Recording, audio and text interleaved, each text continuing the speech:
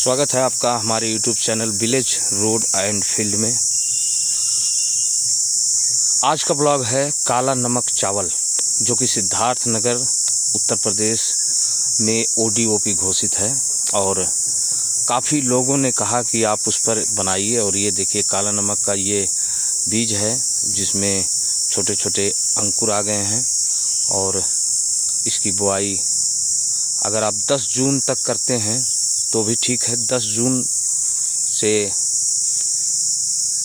पहले नहीं और 10 जून 11 जून के आसपास में इसकी बुआई सबसे बढ़िया होता है, क्योंकि ये ठंड में जो इसका खुशबू आता है, इसकी बाली जब ठंड का मौसम रहे, शीत रहे, तो इसमें और खुशबू आएगा। और ये बड़े तने वाला है और बड़े तने वाला सबसे अच्छा काला नमक माना जाता है। और यह सिद्धार्थ नगर में जो अलीदापुर क्षेत्र है, इसमें गौरा, मंझरिया, बजहा, मुसहरी, ये पूरा अलीदापुर क्षेत्र है और इसी क्षेत्र में सबसे ज़्यादा।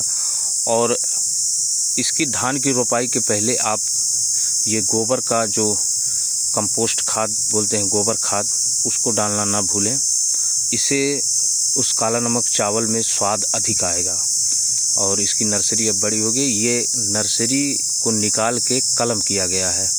2-2 धान आप एक जगह से नर्सरी को उखाड़ के 2-2 धान रखेंगे। अब काला नमक जिसमें वो कलम बैठाना है उसका लेवा हो रहा है, इसका ये कीचड़ बन रहा है।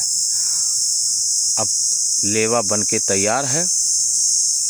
अब कलम को उखाड़ के एक एक कलम, एक एक धान अलग किया जाएगा और एक एक धान बैठाया जाएगा, क्योंकि एक से ये होगा कि जो बड़े नहीं होंगे ज़्यादा, और एक एक रहेगा तो ठीक रहेगा, क्योंकि ये बहुत तेज़ी से बढ़ता भी है। और इस तरह से जो उसकी मुंडी है ऊपर से वो काट दिया जाए, यानी कलम भी और ऊपर से कटा भी हो। अब इसकी रोपाई होगी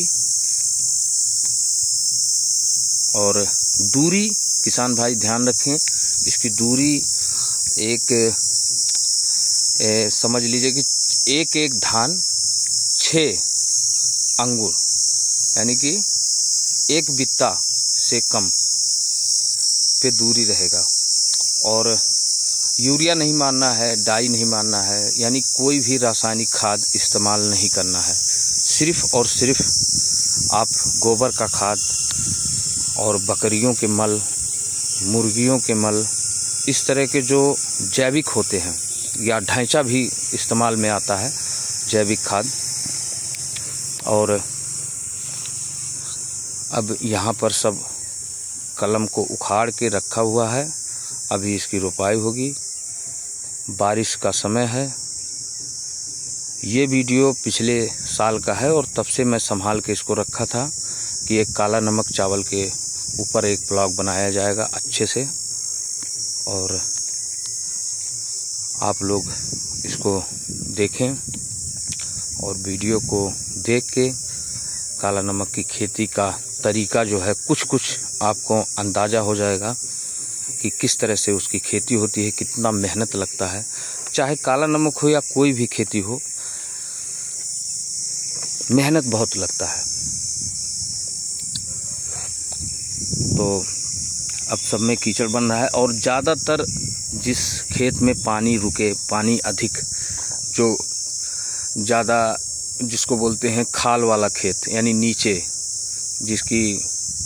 जिसमें गहराई अधिक हो, उसी खेत में काला नमक चावल ज़्यादा अच्छा होता है, क्योंकि इसको पानी बहुत चाहिए। पानी की अधिकता अगर होगी तो ठीक है, अन्यथा जहाँ पानी की कमी रहती है, जो ऊंचे जगहों पे खेत होते हैं, वहाँ पर काला नमक की खेती नहीं कर सकते हैं। तो बारिश हो रहा है, बारिश में भी लगे हैं किसान। और ये देखिए, ये काला नमक की रोपाई हो चुकी है, लगभग 6 अंगुर की दूरी, और ये अब तैयार हो गया है बीहन इस तरह से। और इसके ऊपर से कुछ लोग किसान जो होते हैं अगर कलम नहीं करते हैं तो इस तरह से काटते भी हैं। इस तरह से उसका जो तना होता है उसको काटा जाता है, और अगर कलम करते हैं तो नहीं काटा जाता है। ये डायरेक्ट नर्सरी का रोपनी अगर होगा तो काटा जाएगा, अन्यथा नहीं काटा जाएगा। और इस तरह से आपका तैयार है। ये देख सकते हैं, इसके तने बहुत जल्दी बड़े होते हैं, और अगर आप रासायनिक खाद का इस्तेमाल कर देंगे तो इसके तने काफ़ी बड़े हो जाएंगे और वो गिर जाएंगे। हाँ, अगर आपको डालना है तो थोड़े मात्रा में आप खरी इस्तेमाल कर सकते हैं, जो सरसों की खली होती है। इससे क्या होता है कि रोग नहीं लगेगा, और खली के इस्तेमाल से रोग नहीं लगता है। तो ये भी आप फेंक सकते हैं, बहुत कम ही मात्रा में, बहुत अधिक नहीं, कम मात्रा में।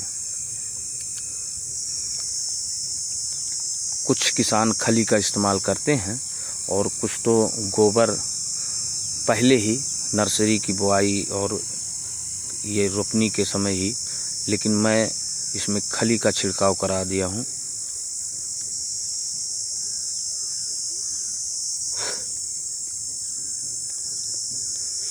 अब ये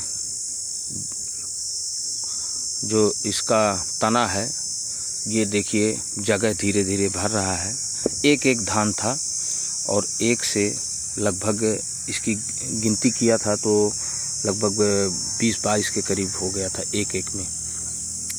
और हल्का सा हवा आया, उसके वजह से देखिए ये गिर गया है, लेकिन इससे उतना नुकसान नहीं है। थोड़ा बहुत गिरने से अगर वही तेज रहे तो तना बड़ा होता है, तो जिससे आंधी जब आती है तो वो गिर जाता है, और जो गिर गया उसमें फिर चावल नहीं होता, वो फिर सूख जाता है, उसमें दाने नहीं पड़ते हैं। और ये समय समय पे ये भी ध्यान रखें कि समय समय पे इसमें जो कीटनाशक है उसका छिड़काव करें, क्योंकि कीटनाशक इस पे ज़्यादा हावी होते हैं, क्योंकि इसमें खुशबू होता है और महक और खुशबू की वजह से और मीठापन भी होता है, तो इस पे ज़्यादा कीट इस पे हमला बोलते हैं। जैसे गान्ही हुआ और टिड्डे हुए जो छोटे छोटे होते हैं हरे हरे, यानी बोका कह सकते हैं। और ये देखिए बाली, काली काली बाली तैयार है। बाली तो काली रहेगी, लेकिन जो दाने रहेंगे वो सफ़ेद, एकदम जैसे मंसूरी चावल और अन्य चावल होते हैं उसी तरह से, लेकिन इसका जो ऊपर का खोल होता है वो काला होता है। और इसके ये देखिए ये वाइट होता है, वो हल्का पीला करके भूरा, और वो अब कट के काला नमक आ गया है। इसको सूखने के लिए छत पे डाल दीजिए और इसको सुखा लीजिए अच्छे से। इतना अच्छा खुशबू आता है।